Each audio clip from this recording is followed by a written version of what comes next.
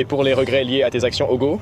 Oui, ce sont les conséquences. On y pense tout le temps. Elle pourrait crier, tu sais, des gens pourraient se réveiller. Si tu veux savoir à quel point c'était grave, lis les récits des premiers explorateurs qui y sont allés.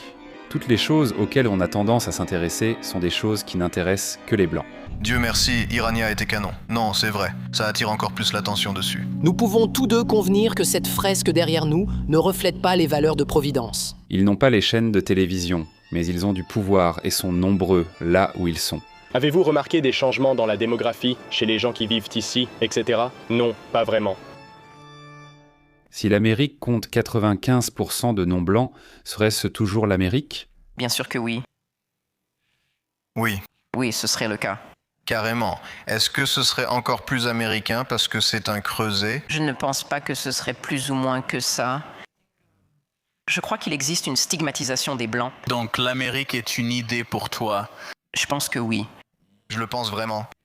Il faut avoir ce sentiment de ce qu'est l'Amérique pour l'apprécier, pour la vouloir, pour partir à sa recherche quand on vient d'un autre pays. Si 14 millions d'Américains déménageaient à Porto Rico, est-ce que ce serait toujours Porto Rico? Vous couleriez. Ce serait toujours Porto Rico. Je veux dire, c'est l'ethnicité que vous cherchez. C'est une ville unie. J'ai juste dit non. L'ethnicité des États-Unis, c'est le creuset. C'est là qu'entre en jeu l'idée du creuset. Cela regroupe toutes les ethnies, absolument toutes. Donc, ce serait un super pays parce qu'il y aurait toutes les ethnies là-bas. Ce serait comme l'ONU des pays. Ce serait sympa. Pourquoi pas? Ce pays n'a jamais été aussi faible. Et il n'a jamais été aussi ouvert aux étrangers qui ne sont pas des nôtres.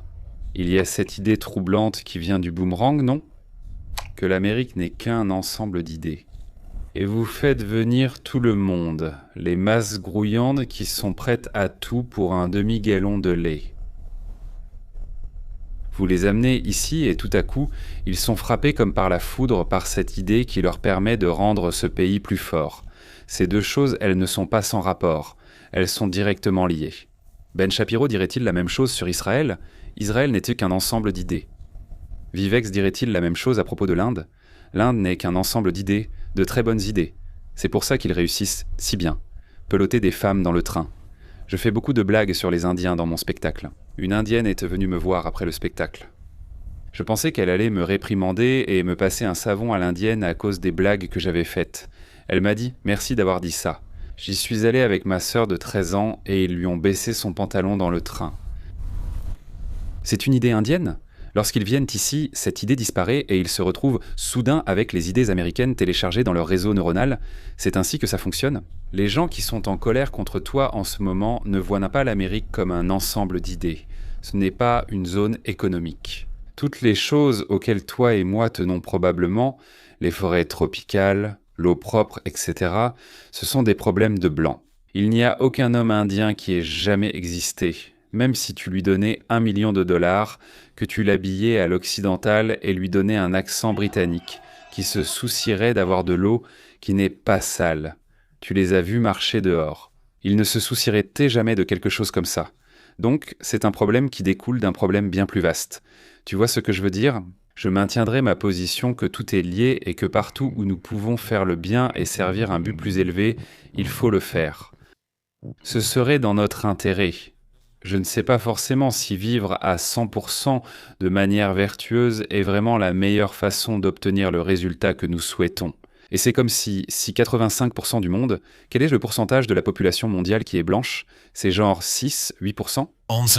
Je ne sais pas si 90% des gens vont jeter un plat de street food dans une barquette en polystyrène sur le trottoir et traîner leurs enfants qui crient dans une concession auto en renversant de la glace sans jamais nettoyer. Ce sont des gens qui ne se soucient pas de mettre le feu à d'énormes tas de pneus. Et c'est des conneries, ce n'est pas 16%. On pourrait l'écarter de toute façon. Ce que je veux dire, c'est que je ne pense pas que ce soit l'une des autres options. Partout où il nous est possible de contribuer de manière positive à l'amélioration de la société, il serait dans notre intérêt de le faire. Je ne pense pas que tu doives dire que ce n'est pas important et laisser tomber.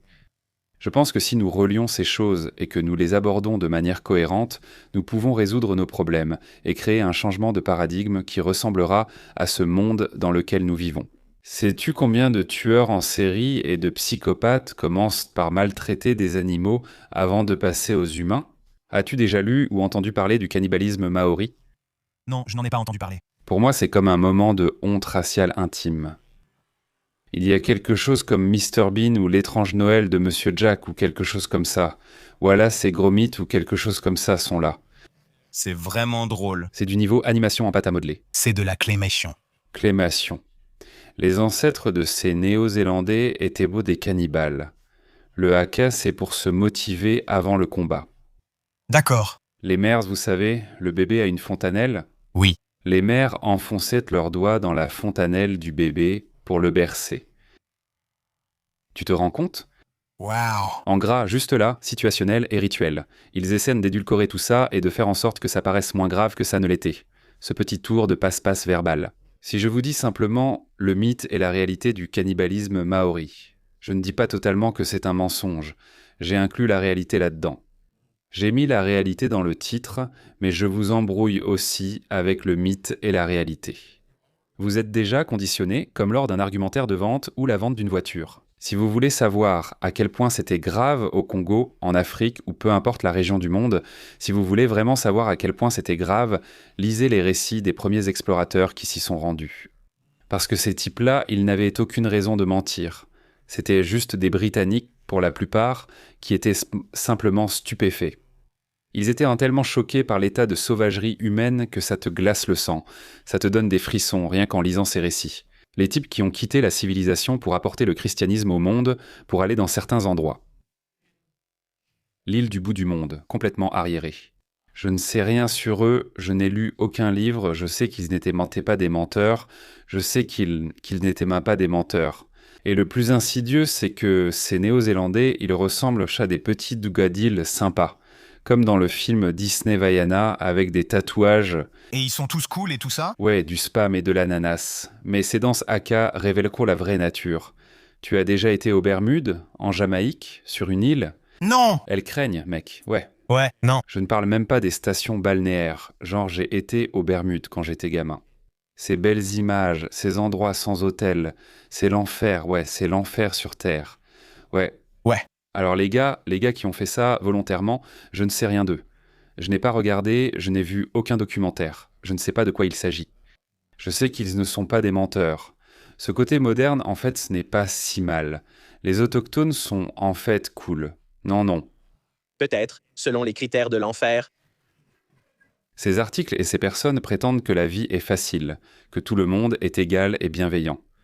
Pourtant, c'est quand les choses deviennent sérieuses. Si, pour une raison, tu ne peux pas être dorloté à ton gré. Université. Il faut voir la réalité. Voilà ce qui t'arrive, tu prends une flèche en pleine tête. Tu dois savoir qu'il y a du mal dans le monde. Ce n'est pas comme quand on a 15 ans et qu'on regarde Best Gore ou quelque chose du genre. Tu dois savoir qu'il y a du mal dans le monde.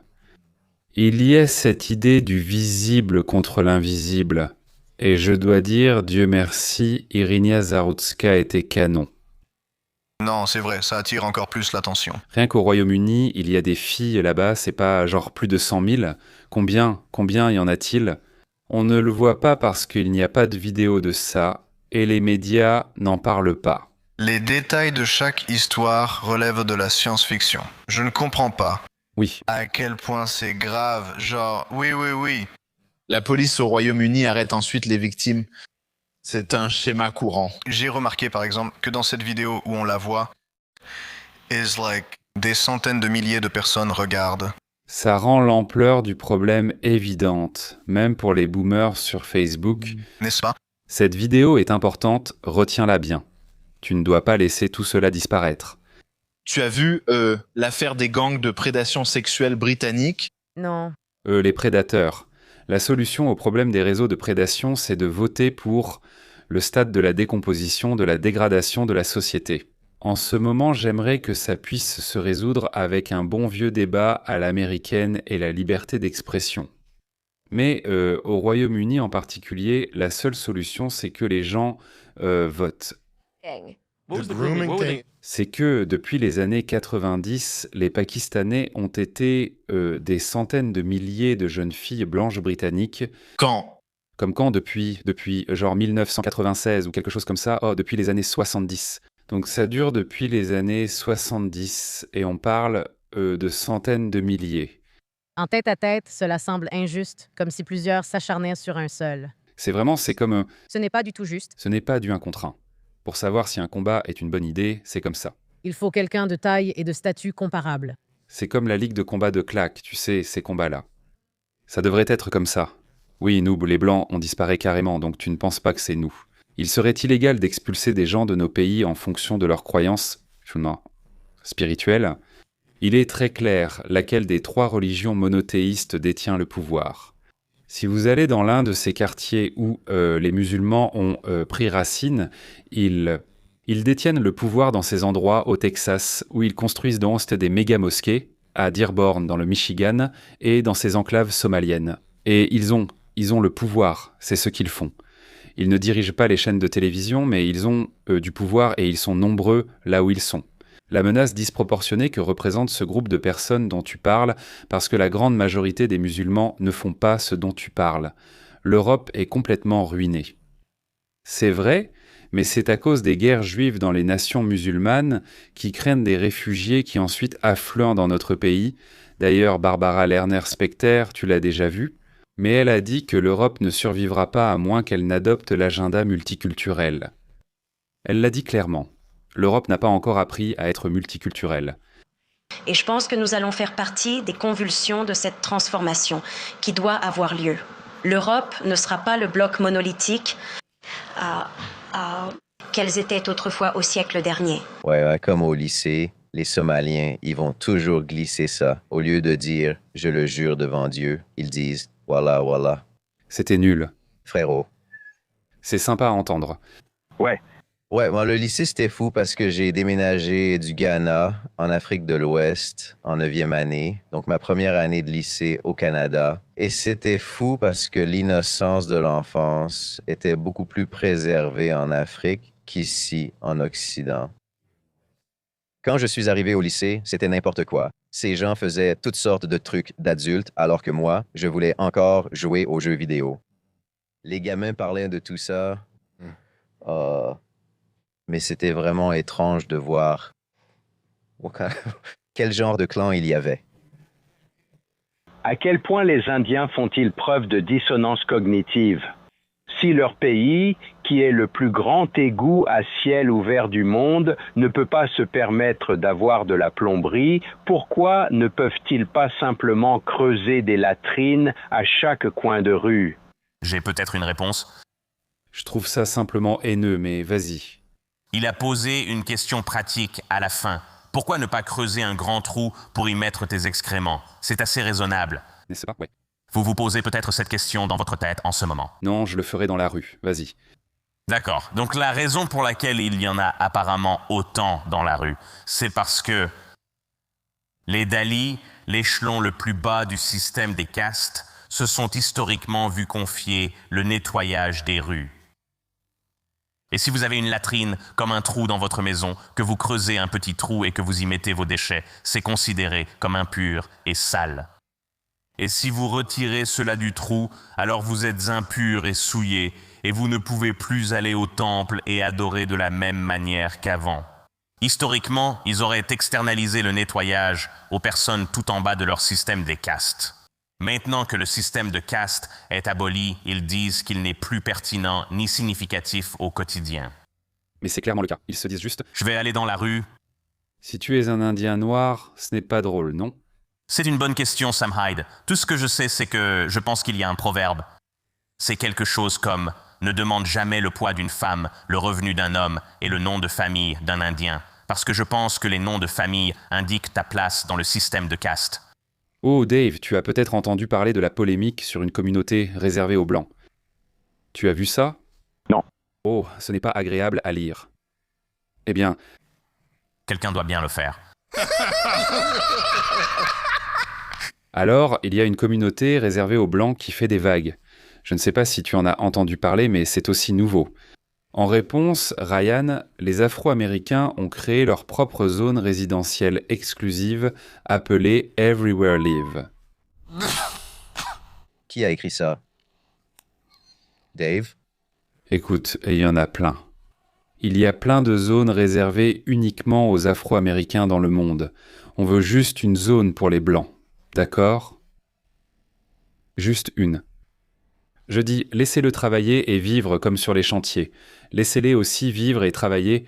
De toute façon, il y a déjà des zones réservées aux Blancs. On les appelle librairies et bibliothèques.